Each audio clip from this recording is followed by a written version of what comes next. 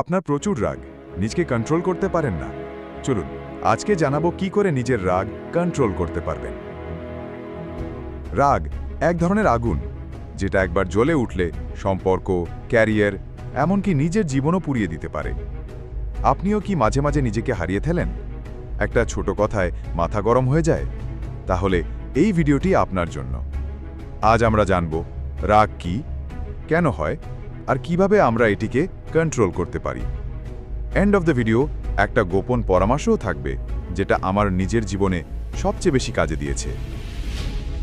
রাগ কিভাবে কাজ করে? রাগ হচ্ছে আমাদের মস্তিষ্কের ফাইট অর ফ্লাইট রেসপন্স। যখন আপনি মনে করেন আপনাকে আঘাত করা হচ্ছে, তখন মস্তিষ্ক নিজেকে রক্ষা করতে চায়। এই সময় শরীর থেকে অ্যাড্রেনালিন, কর্টিসল বেড়ে যায়। ফলে হৃদস্পন্দন বেড়ে যায়, হাত কাঁপে, কথা ও চিন্তা গুলিয়ে যায়। অর্থাৎ আপনি তখন আর আপনি থাকেন না। রাগের কারণ কি? আমরা কেবল তখনই রেগে যাই না যখন কেউ কিছু বলে। রাগের গভীরে অনেক কিছু থাকে। অপ্রাপ্তি, যেমন ইচ্ছে থাকতেও কিছু করতে না পারা। অপমান, আমার সাথে অন্যায় হলো। অভ্যন্তরীণ কষ্ট, অতীতে দুঃখ, ব্যর্থতা। ক্লান্তি, ক্ষুধা, মানসিক চাপ।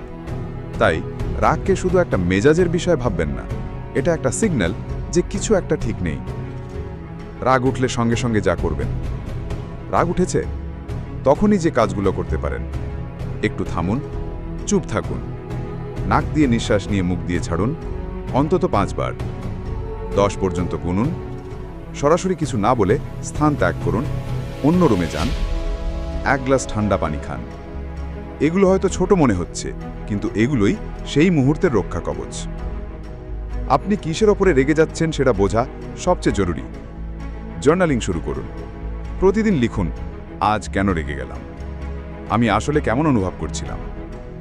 নিজেকে বোঝা শুরু করলে রাগও কমে যাবে, কারণ আপনি নিজেকে এক্সপ্লেন করতে শিখবেন। চিন্তা বদলান, দৃষ্টিভঙ্গি পাল্টান।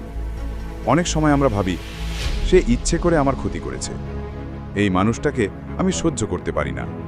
এই চিন্তাই রাগ বাড়ায়। চেষ্টা করুন ভাবতে, হয়তো সেও নিজে চাপের মধ্যে আছে।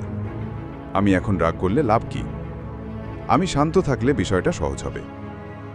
দীর্ঘমেয়াদী অভ্যাস তৈরি করুন। রাগ কমানোর সবচেয়ে কার্যকর উপায় হচ্ছে নিয়মিত অভ্যাস গড়ে তোলা। ধ্যান করুন, দিনে মাত্র 5 মিনিট। নামাজ বা প্রার্থনা করুন। নিজের অনুভূতি লিখুন। নিয়মিত হাঁটাহাঁটি করুন। কাউন্সেলিং নিন যদি লাগে।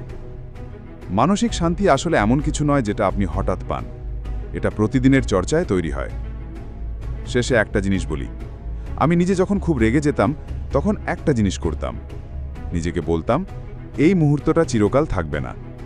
এই একটা লাইন আমাকে অনেক কঠিন সময় পার করে দিয়েছে। রাগ থাকবে, কিন্তু আপনি যদি নিজেকে চেনেন, থামতে জানেন, ক্ষমা করতে শিখেন, তাহলে আপনি রাগের না, নিজের নিয়ন্ত্রণে থাকবেন।